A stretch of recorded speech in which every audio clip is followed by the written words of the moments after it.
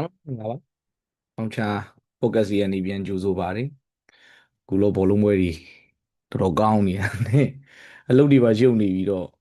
လုံးဝတပတ်တိတိကြာသွားတယ်ထင်တယ်နော်အာအစဒီနေ့တော့မလုပ်ဖြစ်ဘူးမေ့နေတာအဲ့လိုလုပ်မဲနဲ့ခေါင်းစဉ်လည်းရှာမတွေ့ရလဲပါပါတယ်ဒီနေ့အတန်းလေးကကလေးတယောက်ကခေါင်းစဉ်လေးသူထည့်ပေးလိုက်တာနဲ့ကဲဆက်မှုလည်းရှိနေပြီလေဟိုအပိုင်းနှစ်လို့တော့ပြောလို့ရပါတယ်ပြီးခဲ့တဲ့တစ်ခေါက်ကအထက်ပေါ့နော်ဆိုတော့သူများတွေနဲ့နှိုင်းပြီးတော့အာပန်းရောင်းခိုင်းတဲ့ကိစ္စပေါ့နော်ဒါတွေကကိုရီလည်းကြားခဲ့ရတာပဲကွာသိလားအရင်ခေတ်ကတော့ပန်းမရောင်းခိုင်းဘူးဟာမိန်းကလေးဆိုရင်ကစုံရံရောင်းခိုင်းတာယောက်ျားလေးကစိုက်ကားနင်းရတယ်အဲကြောင့်ဒီမှာစိုက်ကားပုံလေးထည့်တာနော်စိုက်ကားနင်းခိုင်းတယ်ကိုကတော့ဘေးတွဲဆိုတော့လीနော်ဘာပြောမှန်းတော့မသိဘူးဖြစ်နေတာအဲ့လိုမျိုးပေါ့အဲအဓိကကတော့ဗာလဲဆိုတော့ကွယ်လူကြီးတွေရဲ့ thought process ကတော့ချင်းချောက်တာပေါ့နော်သိရမလားဒီဘွားကြီးမကောင်းဘူးမလားအခုကောင်းကောင်းနေရတယ်မလားအဲ့တော့ဒီကနေပြီးတော့အဲ့လိုမျိုးဘဝမရောက်ချင်ဟိုပြောရရင်တော့ကွာဆရာတို့ဟိုအရင်တော့ကြားခဲ့ဂရီ80တတိသားလားနော်အဲ့ဒီပုံစံအတိုင်းသူတို့ကပြောပြတဲ့သဘောပေါ့လေဒါပေမဲ့အဲ့လိုပြောအောင်လေဘယ်သူမှလည်းကြောက်မနေဘူးကွမကြောက်ဘူးဆိုတာလည်းမိဘတွေကလည်းတေချာထားပြီးထားတာ။ထားပြီးထားတော့ပြီးတော့ကွာသီးလားအခုခေတ်ကလေးတွေကအရင်က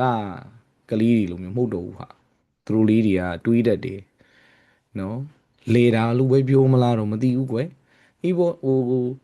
မီဒီယာတွေကလည်းအားရန်ကောင်းလာတော့မျက်စိပွင့်နားပွင့်ဖြစ်တယ်ဆိုရင်တော့ပို့ပြီးတော့မှန်မယ်ထင်တယ်။အဲ့တော့ဘာကြီးဖြစ်လာကြလဲဆိုတော့အာဘာလဲငါတို့ဒီအချိန်လေးတော့ဖြစ်เสียအကြောင်းမရှိဘူး။အချိန်တန်အိမ်ကသမင်းကျွေးမှာပဲ။ဘာလို့ကို့အမေဖေးပိုင်ဆိုင်မှုလဲတိတော့နော်ဟိုအခြေအနေစိုးရင်တော့မှငါတို့အဲ့လောက်ထိတော့ရောက်သွားเสียအကြောင်းမရှိဘူးဆိုပြီးတော့သူတို့ရဲ့ confidence ကလည်းရှိတဲ့သဘောမှာရှိပါတယ်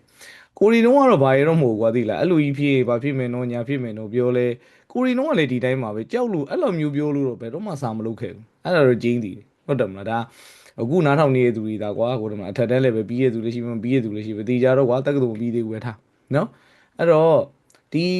အထက်တန်းပြီးတာတွေတက္ကသိုလ်ပြီးကျင်တဲ့စိတ်တွေကစိုက်ကန်းနေရမှာကိုကြောက်လို့လည်းမဟုတ်ခဲ့သလိုကစွန်းရင်ရောင်းမှကြောက်လို့လည်းမဟုတ်ခဲ့ဘူးဒါကိုရီ generation က main ကလေးတွေသွားမေးကြည့်ဟုတ်တယ်မလားကစွန်းရင်မရောင်းညင်လို့လောက်တာလားအဲ့လိုလည်းမဟုတ်ဘူးကွနော်တကယ်စိတ်ရင်းမှန်နဲ့တွေးကြည့်ကွာနော်ဟိုတခုခုဒုက္ခရောက်လို့ပတ်စံလိုချင်လာပြီဆိုရင်တော့မတခြားနီးလန်းနေလေလောက်ကြတာပဲဟုတ်တယ်မလားပြောလို့တာကွာဘယ်မိဘမှာတော့ဟဲ့နင် KTV မှာသွားလို့ရမယ်လို့မပြောဘူးနော်သူကလုံးဝပန်းကိုရောင်းခိုင်းလိုက်တော့တာအဲ့လိုမျိုးပေါ့နော်အဲ့တော့ဟိုဘာလဲဆိုတော့ကွာသူတို့ကတော့ဟိုဒါဖြစ်မှာစိုးရင်တို့စာလုပ်တယ်ဆိုတာမျိုးဖြစ်စီခြင်းပေမဲ့ဟိုပြောရတော့အနာနဲ့စီးနဲ့မတည့်ဘူးဖြစ်နေတာအဲ့လိုကလေးဒီစာမလုပ်ချင်တဲ့ကိစ္စကတစ်မျိုးသူတို့ချင်းချောက်တာတစ်မျိုးအဲ့လိုမျိုးသွားပြီးတော့ဖြစ်တော့ဟိုနှစ်ခုကသွားပြီးတော့မတွေးမိနေဘူးလို့ပြောရမှာပေါ့နော်ပြီးခဲ့တဲ့ဘက်ကလည်းအဲ့ဒါအတိအိမ်သွားတယ်သွားတော့တခြားမိတ်ဆွေတွေလည်းရောက်နေရပေါ့နော်ရောက်နေတော့ဘသူကဟိုဟာကြာသွားလဲဆိုတော့နော်ဟိုကန်လီကောင်းသွားလဲဆိုတော့အဲ့ဒီအိမ်ရှင်ရဲ့ဘာပေါ့သူက6တန်းပေါ့နော်6တန်းကိုအာဟိုဘယ်လိုပြောရမလဲဆိုတော့ဂိမ်းဆိုတာများတာဂိမ်းဆိုတာများတော့ညဘက်6တန်းတော့အဲ့ဒါစဉ်းစားကြည့်အောင်အဲ့ဒါညဘက်ဒီပါကြီးဆိုလဲနောက်ကြမှာအိတ်တယ်ဖုန်းပေါ့ကွယ်သိရမလားဖုန်းပေါ့အဲ့တော့အဲမနက်ဒီမထနိုင်မဲနဲ့ကြောင်းတော်မသွားဘူးလေတချို့ရက်တွေဆိုရင်အဲ့လိုမျိုးတွေဖြစ်လာတယ်ပေါ့အဲ့ဒါနဲ့ပြောနေနဲ့အဲ့မှာတချို့လည်းပြောကြတာပေါ့လေသိရမလားစာလုပ်ဖို့စာကြိုးစားဖို့တို့ဘာတို့ညာတို့ပြောတာကိုရီးယားကိုရီးလည်းဆရာလို့သိတာတော့သိရမလားဟိုသူတို့ကတော့တခုခုပြောစီခြင်းပဲကိုရီးယားပြောတာမဟုတ်ဘူးလို့ဒီတိုင်းပြောလေကလေးကြီးကဘာမှဖြစ်တော့ဘူးလို့အဓိကသူတို့စိတ်ထဲမခံချင်စိတ်လေးရောက်သွားမှာတော့ရမှာလို့မဟုတ်ရင်တော့ကြောက်စိတ်နဲ့တော့ဘယ်သူမှစားမလို့ဘူးလို့အဲ့လိုလေးတော့ပြောပြသွားတယ်ကွယ်နော်ကိုယ်တိုင်ကြုံခဲ့ရလေဒီတိုင်းပဲပေါ့နော်ဒီငါတခုခုတော့ပြန်လုပ်မယ်ဆိုတော့မခံချင်စိတ်ပေါ့နော်အဲ့ဒါလေးနဲ့ပဲဒီစာလုတ်ဖြစ်ခဲ့တယ်ဆိုတော့အမှန်ပဲတခြားသူတွေမေးကြည့်နေအဲ့လိုပဲပြောမယ်ထင်တာပဲပြောမယ်ထင်တာပဲဥပမာကွာဒီလိုပေါ့ဒီဟိုမိဘတွေ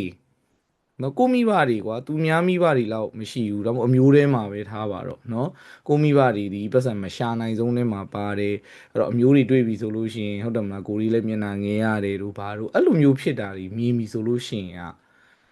အဲ့မှာလည်းနှစ်ချမ်းကွဲတယ်ပေါ့နော်ပထမတစ်ချမ်းကတော့ခုနပြောလို့ပေါ့မခံကြီးသိနေစားလို့ရှိရင်ချို့ကြောက်လည်းပါလဲဆိုနေထိုင်တဲ့အရွက်တိုက်ခြင်းသလိုဂျစ်တိုက်ခြင်းသလိုဖြစ်သွားတာကြီးလည်းရှိတယ်ဒါကတော့ you choose your own poison ပဲကွယ်သိလားကိုဟိုအကြောင်းအရာတစ်ခုဟုတ်တယ်မလားဟိုလက်ဖုံမိုးနဲ့လက်ဝါးပေါ့ဘယ်လိုမြင်လဲပုံမူတည်သွားတာပါပဲအဲ့တော့ဟိုကလေးတော်တော်များများကတော့ဒီတိုင်းပဲမိဘတွေလည်းအဲ့လိုမျိုးပန်းရောင်ခိုင်းရင်တွန်းရင်ကလေးလေလိန်ဖဲနဲ့ဘတ်နဲ့တော့တက်သွားတာပဲပေါ့နော်အဲ့လိုမျိုးပေါ့အဲ့လိုဒီနေ့လေတယောက်နဲ့တွေ့တယ်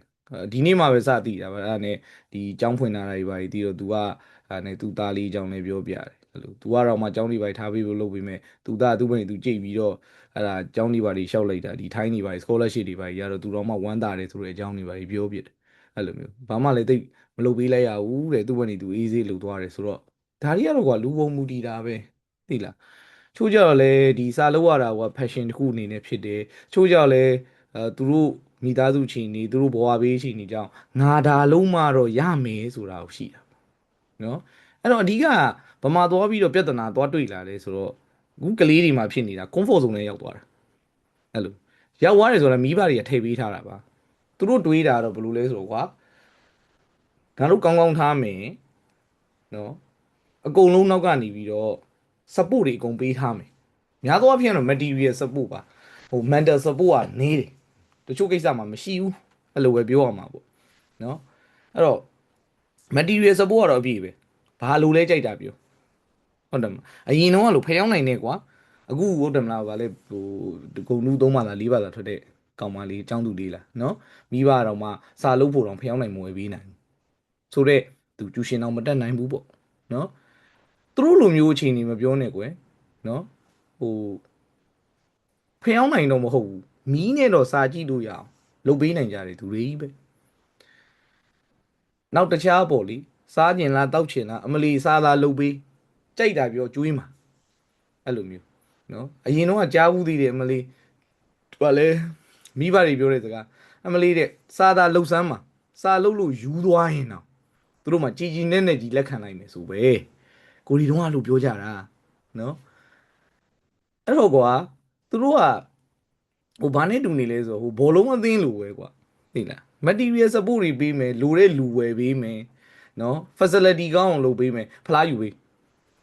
အဲ့လိုဖြစ်နေရဒါပေမဲ့ထင်းသလောက်မှမလွယ်ပဲကွနော်အခုခေတ်ဆိုပိုဆိုးတာပေါ့ဟို social media နဲ့အကုန်လုံးကလေ evolve ဖြစ်တာကအရွယ်မတိုင်ခင်အရန်ကိုမြန်လွန်းနေတယ်လို့ပြောရမှာပေါ့နော်အဲ့လိုမျိုးဖြစ်လာကြတဲ့အခါမှာဒီကလေးလေးငယ်ငယ်လေးနဲ့လေဒီဟိုချီရာတွေရောတခြားကိစ္စတွေရောပေါ့နော်အဲ့လိုမျိုးတွေဟိုပို့ပြီးတော့အရွယ်ရောက်တာမြန်လားလို့လीနော်အဲ့လိုတချို့ဆိုလို့ရှိရင်လည်းကွာဒီစက်ကွန်ဆက်ရှိလေးနဲ့စီးပွားရေးလုပ်တဲ့သူကရှိသေးတာအဲ့လိုမျိုးအနေလေးသိရမလားဟိုဒိုင်းမုန်းနေပါကောက်ရောင်းနေပြီနော်ဟိုစိန်ုံပြောတာမဟုတ်ပါဘူးဂိမ်းတွေကစိန်ုံပြောတာအဲ့ဒါမျိုးတွေရောင်းနေကြပြီဆိုတော့ဟိုဒါတွေကကိုရီငယ်ငယ်တုန်းကတော့ဒါမျိုးတွေမတွေးမိဘူးကွယ်သိရမလားစီးပွားရေးလုပ်ဖို့မပြောနဲ့ဟိုတမန်ကရှန်ကသိရမလားခိုက်ပြတာလောက်နဲ့ဒီစာတင်ပြီးတော့ပတ်စံရတာမျိုးလောက်ပဲကြားဘူးတာဟိုအဲ့ဒီရွယ်မှာအလုပ်လုပ်တယ်ဆိုတာနော်ဒါပေမဲ့အခုကျတော့အဲ့လိုလိုမျိုးလုပ်နေကြနော်လုပ်နေကြအဲ့တော့ဒီမိဘတွေကတော့အဲ့လိုမျိုးထည့်ပေးလိုက်တာထည့်ပေးလိုက်ပြီမဲ့တခြားကိစ္စတွေရှုပ်တယ်နော်အသေးကကွဲသလိုလိုမကွဲသလိုလိုနော်အဲ့လိုဟိုစားတဲ့စိတ်မြောက်လီတယ်လို့ခေါ်တာပေါ့လေစိတ်လီသွားကြတာများတော့အဲ့သူတို့ရဲ့ comfort zone ထဲမှာတော့ easy ပဲလေမိဘတွေကထားပြီးထားတာဟိုတော့ချိန်တိုင်းထမင်းစားရမယ်အိတ်စီရနေရတနေရရှိတယ်နော်တခြားဖုန်းဆိုလဲဖုန်းမို့လို့နော်အကုန်လုံးလုပ်ပေးထားတာပဲအဲ့တော့ကွာသူတို့မှာတခြားအတွက်ဒီ sense of urgency လို့ခေါ်တာပေါ့ urgent ဖြစ်တယ်ဆိုတဲ့ sense ကမရှိတော့မလို့ပေါ့နော်မလို့ဘူးဆိုပြီးတော့ဟိုစားလှုပ်ခြင်းသလိုလိုမလှုပ်ခြင်းသလိုလိုအဲ့လိုမျိုးလေးတွေဖြစ်လာတယ်နော်ပိုဆိုးတာပါလဲဆိုကွာလက်ရှိအပြင်မှာဘလို့ပဲဖြစ်နေပေါ့နော် အချိန်ကြီးနိုင်ငံရေးအချိန်ကြီးဘယ်လိုပဲဖြစ်စီးပွားရေးအချိန်ကြီးဘယ်လိုပဲဖြစ်အချိန်တိုင်းအင်ကတော့ဖြည့်ရှင်းပြီးမှာပဲဆိုတော့ပုံစံလေးတစ်ခုလေဒါမျိုးလေးပါဖြစ်လာတဲ့ခါကျတော့နော်မိဘဘာပြောပြောသူမပန်းမကလို့ဘာရောင်းခိုင်းနော်ငါမရောင်းရဘူးဆိုတော့သူတို့သိအဲ့လိုမျိုးအဲ့လိုမျိုးပေါ့အဲ့တော့ဒါကငယ်ငယ်လေးကလေးကတော့နည်းနည်းဟိုစလှုပ်ထားရမယ်လို့တော့ထင်တာပဲပေါ့နော်ဒါလည်းကိုယ်လည်းထင်တာပဲပြောတာအခုကိုယ်တိုင်လည်းမိဘတစ်ယောက်ဖြစ်လာတယ်ကွာမိဘတစ်ယောက်ဖြစ်လာတော့အဲ့လိုပဲတေးကြတာကတော့ကိုတုံးကလိုမျိုးတော့မလုပ်ဘူးဆိုတော့ကျင်းသေးတယ်အဲ့လိုမလုပ်ဘူးဆိုပြီးလဲဆုံးဖြတ်ထားသလိုအခုလက်ရှိလဲဒါအဲ့လိုမျိုးတော့ဒီကိုသားသမီးတို့တော့မထားနိုင်ဘူးပေါ့နော်အဲ့လိုမျိုးဟိုရိုက်တော့မရိုက်ဘူးလုံးဝမရိုက်ဘူးနော်ဒါပေမဲ့တခြားနီးနဲ့ဗဇက်နဲ့ပြောတာနဲ့ရအောင်လို့လုပ်ထားပြီးတယ်ပေါ့နော်အဲ့လိုမျိုးတော့တဖြည်းဖြည်းချင်းပေါ့နော်ဒါပေမဲ့အဲ့လိုဖြည်းဖြည်းချင်းလုပ်ဖို့ဆိုတာလဲဟိုတွေ့တာတော့ဗာလဲဆိုတော့အဲ့လိုအမြဲတမ်းတောက်လျှောက်အဲ့လိုသူနာမှာရှိနေဖို့သူ့အတွက်တော့ထိုင်းကိုသေးချာပေးဖို့တော့လိုတယ်ပေါ့နော်အဲ့တော့ဟိုဖြစ်ချင်တာကတော့မိဘတွေလဲကွာတိလားပတ်စံနေပါရှားတာများတော့သားသမီးတွေပေးရတဲ့အချိန်ကတော့နည်းသွားတယ်နည်းသွားသူတို့လည်းတတ်နိုင်များတော့ပေးရင်လည်းပေးမှာပေါ့နော်နည်းသွားတယ်ဒါပေမဲ့အဲ့နည်းတဲ့အချိန်လေးကိုပဲ quality တိုင်းအနေနဲ့ပေးနိုင်တော့ပိုကောင်းတယ်အာခုနကစကားလေးပြင်ပြီးတော့ဆက်ပြီးပြောရရင်တော့ကိစ္စ material support များပြီးတော့ mental support နည်းသွားတယ်နော်နည်းသွားတယ်အထူးသဖြင့်ဒီအရွယ်တွေပေါ့နော်ဒီ adolescence ကိုကျော်လာပြီးတော့ teens အရွယ်ရောက်လာပြီ18မပြည့်တပြည့်လေးဒီ18ကျော်ဒါဒီဝင်းကျင်နေပါပဲဒါအုံနောက်ကလည်းဟိုဗာလဲအပြည့်အဝဖွံ့ဖြိုးသေးတဲ့အရွယ်တွေမှမဟုတ်တာ18ပဲကြောမကြောဆိုတော့ဒီရွယ်ဒီမှာဖြစ်နေတဲ့ကိစ္စတွေကိုမိဘဒီနဲ့တိကျသူတွေအနေနဲ့နည်းနည်းနားလည်ဖို့လိုတယ်နော်ငါတို့လည်းငယ်ရကြီးလာပဲတိပါတယ်ကွာဒီလောက်တော့ဆိုပြီးတော့ပြောလို့ရပြီမယ်ခုနပြောလို့ evolution ရမတူတော့နော်ကိုရီငယ်ငယ်တုန်းကဆိုတာကိုတေချာပြန်စဉ်းစားကြည့်အောင်နော်ကိုရီစော့နေတဲ့အချိန်မှာမိန်းကလေးမန်းယောက်ျားလေးမန်းမသိသေးတဲ့အချိန်စက်ညင်ပဲလိန်ဆိုတာဒီတိုင်းပဲကစားစီတူတူကစားမဲ့ဟိုဗာလဲတငယ်ချင်းလို့ထင်နေတဲ့အချိန်မှာအခုခေတ်မှာအဲ့ဒါယူရီးစားထားနေပြီအဲ့လိုမျိုးလीနော်အဲ့လိုမျိုးတွေဖြစ်နေနော်ဟိုကိုရီလုံးကဟိုရင်းနေတရင်းနေနဲ့ခုံပြီးတော့ရီးစားစားထားတဲ့အချိန်မှာအခုခေတ်ကလေးတွေက3-4ကောက်လောက်ရှိသွားပြီအဲ့လိုမျိုးတွေဖြစ်နေတဲ့အချိန်ကွာ evolution ရန်ကောင်းနေတဲ့အချိန်ဒီမှာကြတော့သူတို့စိတ်ကလူကြီးတွေကြုံနေရတဲ့အတိုင်းကိုသွားပြီးတော့ကြုံတယ်လို့တော့ပြောလို့ရတယ်အဲ့တော့အဲ့ဒါလေးတွေနားလေပြီးတော့နောက်တစ်ခုကတော့ how was your day ပေါ့အဲ့ဒါမျိုးလေးမေးတဲ့ဥစ္စာလေးတွေပေါ့နော်အဲ့လိုမျိုးဒီ US မှာလဲကွာ close knit family လို့ခေါ်ရမယ်သိရမလားအမထမင်းလက်ဆောင်တူတူစားတဲ့မိသားစုတွေဘာတွေပဲဖြစ်တကယ်လို့အဲ့လိုမစားနိုင်ဘူးဆိုရင်တော့မှဟုတ်တယ်မလားအဖေလုပ်တဲ့သူကတားလုပ်သူနဲ့ဘောလုံးလေးပြေးနေတဲ့စကားပြောလိုက်ဟုတ်တယ်မလားဒါမှမဟုတ်ရှင်လည်းအဲ့လိုမျိုးဟိုတမီးနဲ့လုပ်တဲ့သူနဲ့စကားပြောလိုက်အမေလုပ်တဲ့သူလည်းဒီတိုင်းပဲပေါ့အဲ့လိုမျိုးတွေစကားပြောပြီးတော့ပြောတဲ့အချိန်လေးတွေမှာသူတို့ရဲ့ခံစားချက်လေးတွေကို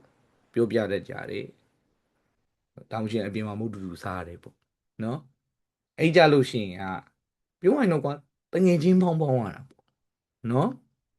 အဲ့လိုမျိုးလေးတွေပေါင်းပြီးတော့မှသူတို့ဘာဖြစ်လဲဆိုတဲ့ဥစ္စာကိုမိဘအတိမလုပ်ပေးလို့ရဒါမှဘာလို့လဲဆိုတော့သူတို့ရှိမှာကွာသူတို့လည်းစာမလုပ်ချင်တာတော့မဟုတ်လုပ်ချင်တယ်နော်ကိုယ်လည်းစာလုံးဝမှန်းလဲသိတယ်လုပ်တဲ့မှန်းလဲသိတယ်လုပ်ချင်ပါတယ်ဒါမဲ့တခြားကိစ္စတွေရှုပ်နေတဲ့အခါမှာကိုယ်တိုင်ကအဲ့စာလုပ်တဲ့ရှူမရောက်တော့ဟုတ်လားဟိုလုံးဝမယ်လို့ထိုင်လိုက်လေခေါင်းနေမရဘူးအဲ့လိုဖြစ်သွားတာနော်အဲ့တော့ဟို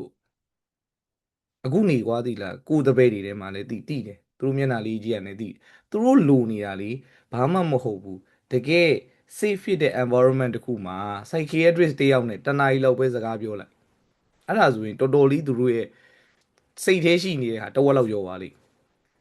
psychiatrist နဲ့လေ तू က psychiatrist ကလည်းသူ့ကိုဘာမှပြောမှာမဟုတ်ဘူးသိလားအခုလက်ရှိဖြစ်နေတာလေးတွေပြောပါအောင်လို့ပြောလိုက်တာနဲ့မလီကိုဗနီကိုတခါတည်းဖွင့်ချလိုက်တော့မှာအများကြီး psychiatrist ဘက်ကဘာမှပြောစရာမလိုတစ်ဖက်ကကိုပြောတာ15မိနစ်မှာ तू ဒီ10မိနစ်စာတော့ပြောစရာမလိုအဲ့လိုပဲထောက်ပေးလိုက်ရုံပဲပြောလိုက်မယ်ဖြစ်ရှင်အဓိကဝိတ်လျှော့နေတာဒီထဲမှာရှိနေတာအဲ့လိုမျိုးပေါ့ အဲ့လိုပြောပြလိုက်လို့ရှိရင်ပြဿနာရဲ့တစ်ဝက်လောက်ကဖြေရှင်းပြီးသားဖြစ်တယ်နော်အဲ့လိုအဲ့လိုမဟုတ်ဘဲနဲ့လူကစိတ်ထဲမှာထားရင်နဲ့ပူရှုပ်လာတာအဲ့လိုမျိုးတွေဖြစ်တာနော်အဲ့လိုမျိုးတချို့ကစာရီချရေးကြတော့အခုခေတ်တော့ရေးသေးလားတော့မသိဘူးကိုရီခေတ်ကတချို့တွေဆို diary ရေးတယ်မိဘမိတယ်အမေတွေပေါ့ကွာမိတယ်သိရမလားခါတချို့ဆိုရင်ဆွဲဖြဲခံရတယ်ရိုက်ခံရတဲ့သူတွေလည်းရှိတယ်စူခံရတဲ့သူတွေလည်းရှိတယ်ဒါတွေကသူတို့ရဲ့အောက်တွေကွာ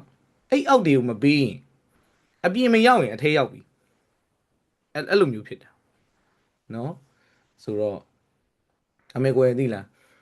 မိဘတွေနဲ့ကြတော့လေဒါကြီးကိုဒေကြီးကမပြောချင်ဘာလို့လဲဆိုတော့သူတို့ကစီနီယာလीသူတို့မွေးတဲ့သားသမီးတွေ18နှစ်လောက်ရောက်ပြီကိုရီးယားကမှ3နှစ်ပဲရှိသေးတယ်သွားပြောလို့လည်းမင်းကနော်ကိုရီးယားတော့ဒါသားသမီးနေရာနေပြီးမိဘဖြစ်လာတော့ကွာငါးကြအဲ့လိုမဖြစ်စီရဘူးဆိုတော့ဟိုဟာနဲ့တော့လာခဲ့တာပဲ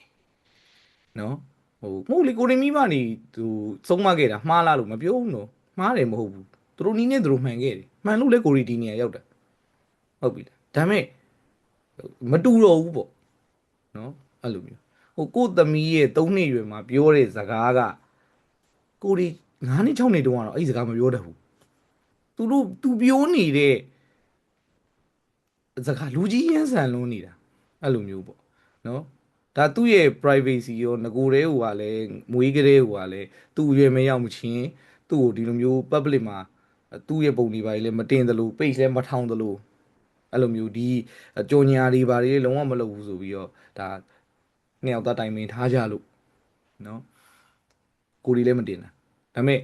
တကယ်ပါသူပြောတဲ့စကားတွေကဒီတကယ်ဟို line ပေါ်မှာတင်လို့ရှိရင်တော့မှဟဲဒီလိုအောင်ပြောတတ်တာလားလို့တော့မှဟို reaction ရမယ်စကားမျိုးတွေပေါ့အဲ့ဒါကြောင့်မလို့တိလို့ကိုရီးယားလည်းအခုနေလေဒီတိုင်းပဲသူဒီ3နှစ်လေဟိုဗာလဲ play ဟိုပါပေါ့နော် play date school လေးပေါ့အဲ့လိုမျိုးလေးတရက်မှတနာကြီးပဲသွားတယ်သွားလို့ပြန်ရောက်တာနဲ့တွေ့တာနဲ့မေးပြီသမီးចောင်းသွားလားចောင်းမှာဘယ်လိုလဲသူပြန်ပြောပြတာအဲ့လိုဒါ3နှစ်ပဲရှိသေးတယ်စဉ်းစားကြည့်9နှစ်6နှစ်သားများဆိုရင်ចောင်းကြိုပြီးလို့ရှိရင်ဘာတွေပါပြောတော့မလဲဆိုတာစဉ်းစားကြည့်အဲ့လိုမျိုးပေါ့နော်ဆိုတော့အခုကတော့ထားပါတော့ကွယ်ဦးနားထောင်နေသူတွေလည်းဒါကိုယ်လေးကြရင်တော့နော်တခြားနည်းနဲ့တော့ဆုံးမကြပေါ့နော်အဲ့လိုတေးကြတာကတော့ပန်းရောင်းတာခေတ်ဆက်ဆက်ကစွန်းရင်ရောင်းတာပေါ့လေကစွန်းရင်ရောင်းတာပန်းရောင်းတာခေတ်ဆက်ဆက်အလုံးမဖြစ်ခဲ့ဘူးအဲ့ဒါတော့အမှန်ကန်ပဲတေးကြတယ်နော်အခုကြိုက်တဲ့ဒီဗာလဲအောင်မြင်ကြီးဘွားချမ်းသာနေတဲ့သူတွေမေးကြည့်နော်ခမရတို့ပန်းရောင်းမှာကြောက်လို့လားစိုက်ကားနေရမှာကြောက်လို့လားမေးကြည့်တချို့တွေဆိုလို့ရှိရင်တကယ်ရောင်းခဲ့ရတာနော်တကယ်အဲ့လိုမျိုးအောက်ခြေသိမ်းနေလောက်ခဲ့တာဒါလည်းအားလုံးလည်းကြားဘူးပါလိမ့်မယ်ဟုတ်တယ်မလားမြန်မာပြည်ဒိတ်ဒိတ်ကျဲဒီမှာလည်းအဲ့လိုမျိုးအောက်ခြေကတက်ရတဲ့သူတွေရှိတယ်တချို့ဆိုလည်းမြင့်ရာနေအောက်ထိကျသွားပြီးမှပြန်တက်လာတဲ့သူတွေလည်းရှိတာနော်အဲ့တော့ဒီဘွားကြီးကသုံးဘွားကလည်းဟုတ်မနေပြန်ဒါပေမဲ့အဲ့မှာတွေ့လားကြာသွားပြီမဲ့မခံချင်စိတ်ကပေါ်လာတဲ့မခံချင်စိတ်ကဝုန်းဆိုပြီးတော့ထိုးတက်သွားတာအဲ့လိုမျိုးအဲ့ဒီစိတ်ပေါ်ဖို့ပဲအရေးကြီးတယ်အဲ့တော့ဘယ်အချိန်ပေါ်ခြင်းလဲကိုယ့်ကိုယ်ရွေးကွာသိလားအခုအေးစိတ်ဟိုဗာလဲမိဘထောက်ပံ့ပေးနိုင်တဲ့အချိန်မှာရလှုပ်စားလှုပ်ချင်တဲ့စိတ်ပေါ်မလားဒါမှမဟုတ်ရှင်လေမိဘလည်းဘာမှမထောက်ပံ့နိုင်တော့ကိုတယောက်တည်းယုံရတော့မယ့်အချိန်မှာမခံကျင်စိတ်ပေါ်မလားအဲ့ဒါပဲရှိတော့တယ်နော်အဲ့တော့အခုအချိန်မှာစားလုပ်ချင်စိတ်တွေငါတိုးတက်ချင်စိတ်တွေအောင်မြင်ချင်စိတ်တွေပေါက်သွားပြီဆိုလို့ရှိရင်တော့မိဘတွန်းနိုင်တာနဲ့ဆိုရင်တော့ပို့ပြီးတော့ရှေ့ပို့ရောက်တာပေါ့အဲ့လိုမျိုးပဲနဲ့တယောက်တည်းတွန်းရမယ်ဆိုတော့ပို့ပင်မန်းတယ်နော်အဲ့ဒါလေးပဲပြောချင်တာပါအဲ့တော့ဟိုကိုယ့်ဘက်နေကိုတော့လှုပ်ရှားရှိရတော့လို့နော်နောက်တစ်ခုကတော့ကိုယ့်ဘက်နေကိုမိဘဖြစ်လာပြီဆိုလို့ရှိရင်လည်းနော်ကိုတော့ကကြုံခဲ့ရတာကြီးကိုမကြိုက်ခဲ့ရင်တခြားနည်းနဲ့ပြုစုပြောထောင်ကြပေါ့နော်အဲ့ဒါလေးပဲပြောချင်ပါတယ်ကဘာဖလားပွဲတွေနောက်ဖက်ဆက်ပြီးတော့ပြီးရင်ပြောစရာတွေပေါ်လာအောင်မယ်ဒီဘောလုံးသင်းတွေနဲ့ပတ်သက်ပြီးတော့နော်အခုကတော့နော်ဒီနေ့လည်းပွဲလေးတွေကောင်းတော့နော်ကြည့်လိုက်ပါဦးမယ်အားလုံးနောက်အပိုင်းကျရင်ဆက်ပြီးတော့တွေ့ကြပါမယ်